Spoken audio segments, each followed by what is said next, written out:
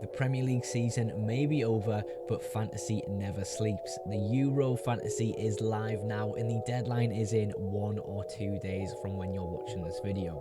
So let's waste no time and get straight into my team selection for match day 1.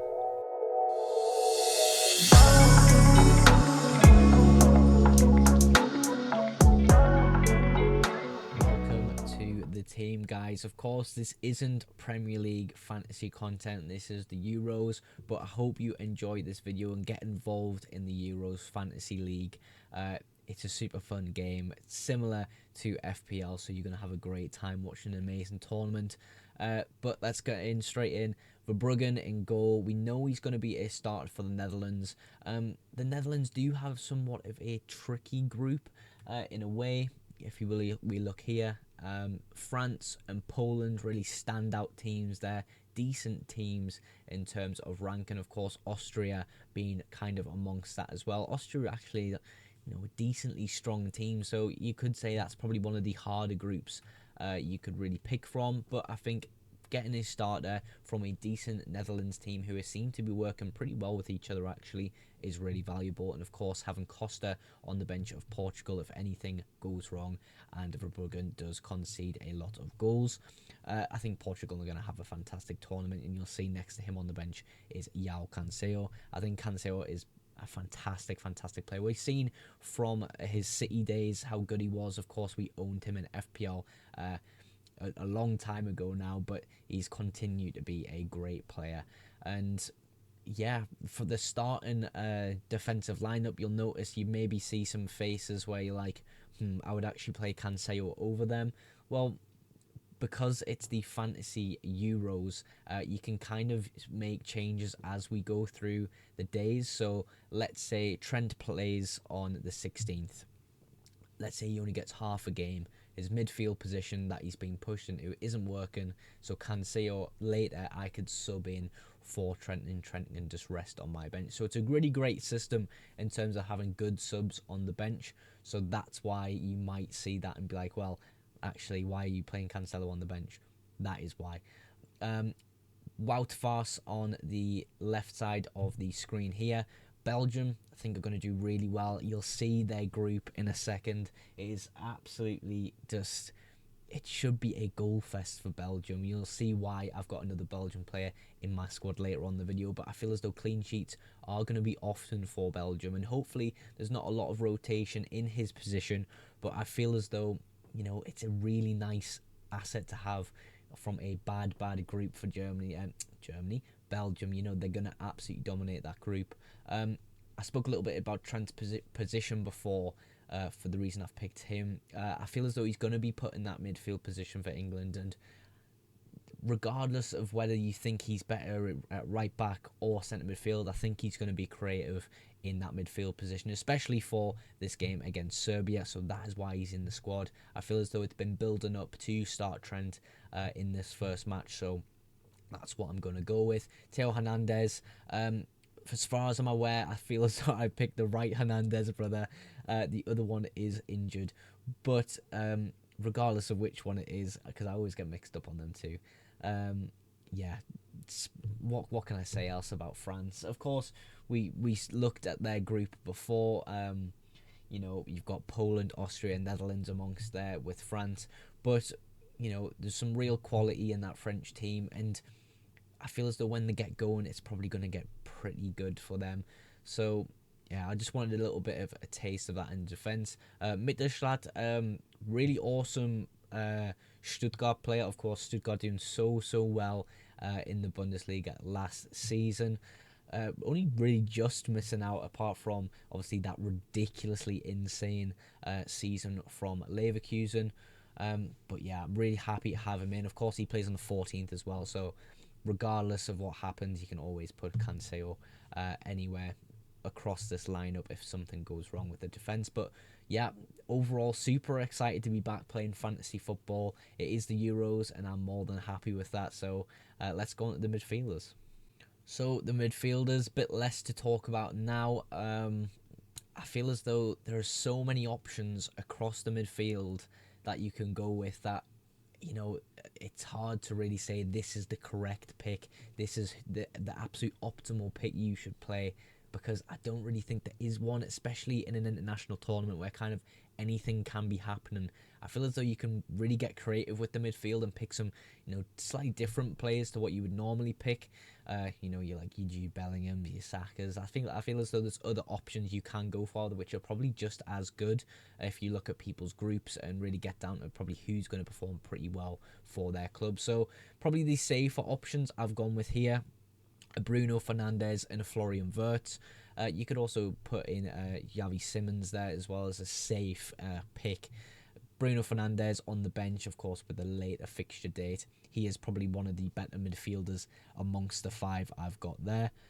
You kind of looking at Portugal, expecting them to do well. Who's going to get them going is the question. It's Cristiano Ronaldo, it's Fernandes, it's Cancelo, it's all these types of players. So I feel as though having the triple up on Portugal is going to be really beneficial, and having Fernandes in the midfield as a solid midfielder is going to be great. Florian Wirtz hopefully gets a lot of minutes for Germany. I'm a bit worried that perhaps when Germany start doing quite well, hopefully everything goes well in that first game against Scotland. Of course, might be a difficult game, that one, but hopefully everything goes well enough that he starts a lot of games and he doesn't necessarily get benched here and there. I'm a little bit worried about that, but I feel as though he's had a fantastic season, and he should be a big part of that Germany side.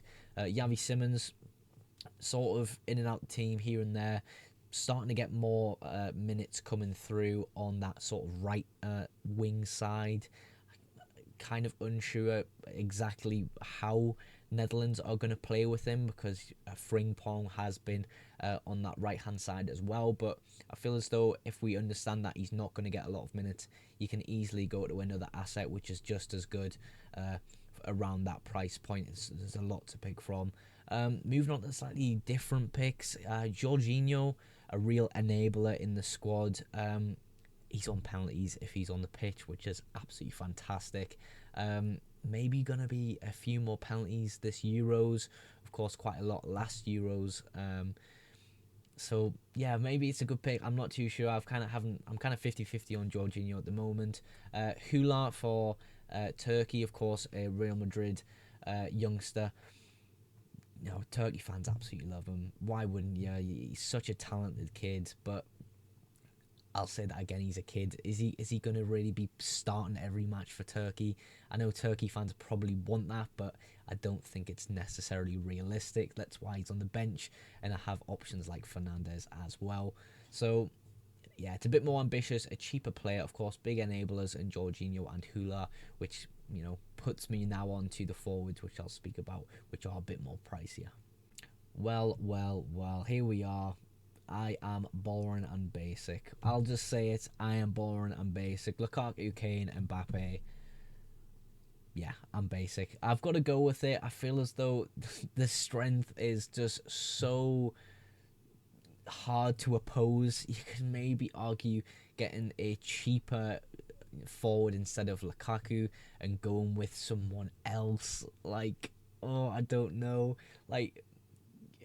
There's such an upside with having Lukaku because of his group. Again, I'll show you it one more time.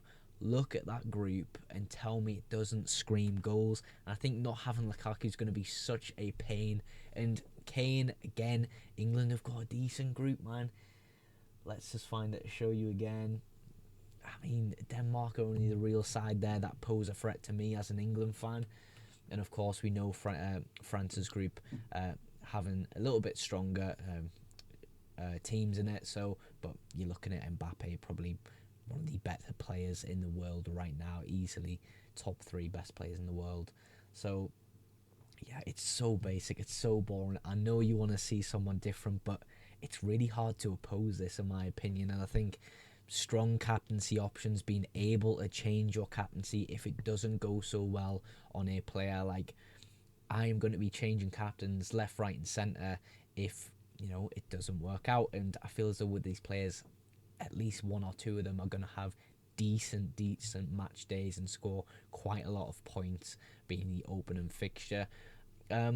I'll quickly just tail off this forwards bit with a little bit of strategy behind the team, because you're not going to want to sit here and just listen to me say how good Kane is, how good Mbappe is, because you already know. You don't want to know that. You want to know the strategy behind the game. And for me, the strategy that I'm going with is playing match day 1 and 2 and just kind of analysing what's going on with the groups, and then probably limitless on the last day of the group stages, just to catch any team that really needs to perform. Let's say, I don't know, a Netherlands team really needs a win on the last game of the group stage. You can bring in someone who you think you can rely on from the Netherlands on a limitless chip.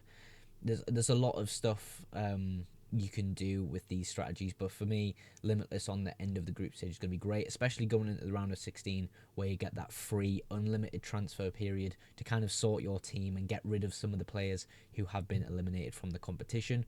The actual wildcard that you manually activate, I feel as though it's going to be around quarterfinals. I kind of use that, but again, we'll just play it of how well my teams went through in terms of the round of 16. Has there been a lot of eliminations, surprise exits for teams, and kind of just play it by that. But yeah, that is sort of the lineup at the moment. It's just a structure, if I'm being completely honest with you guys. Yeah, I feel as though there's some interchangeable players, especially within the midfield and maybe with 1 or 2 of the defenders. But overall, I'm super, super happy to be back playing fantasy football. Just a quick opportunity to tell you about another fantasy game I've been playing for the past 2 weeks called Sorare. You have an option to play for free, which you can win amazing rewards with, or you can pay for player cards and compete in other competitions to win other rewards as well. Both ways you can win rewards, which I absolutely love the sound of. So I'm playing the free play at the moment. If you have really good ball knowledge, and like I say, I've only been playing for 2 weeks and I've already got myself promoted into a division with, I think, 1 day left on last season, which was really easy, to be honest with you. But if you have good ball knowledge, I can imagine yourself getting yourself amongst these top divisions here. You have a great chance of winning some cards that are worth actual money. For example, a 20% chance of just getting a card that could be worth around $10 or $2. But let's say you get really lucky 1 week, because this refreshes every single week. You have a chance to win a limited star player, which could be like a Kylian Mbappe, who you can just sell for $300 on the Sorare market, which I think is absolutely insane for a free-to-play game, which you can win every single week. If you are interested in the game and you want a little bit of a signing up bonus, there is a chance you can get one here with my referral link. I'll put this in the description.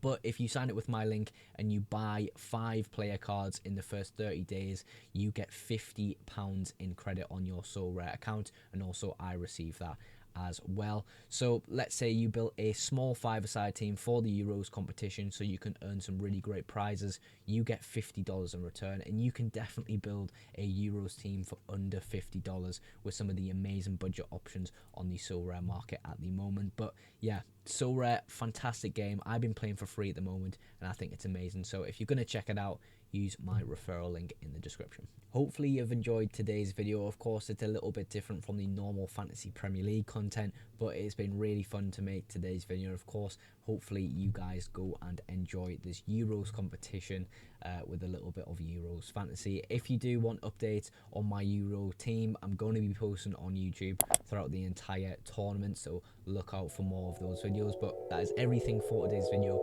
Thank you so much for watching, and I will catch you in the next one. Bye for now.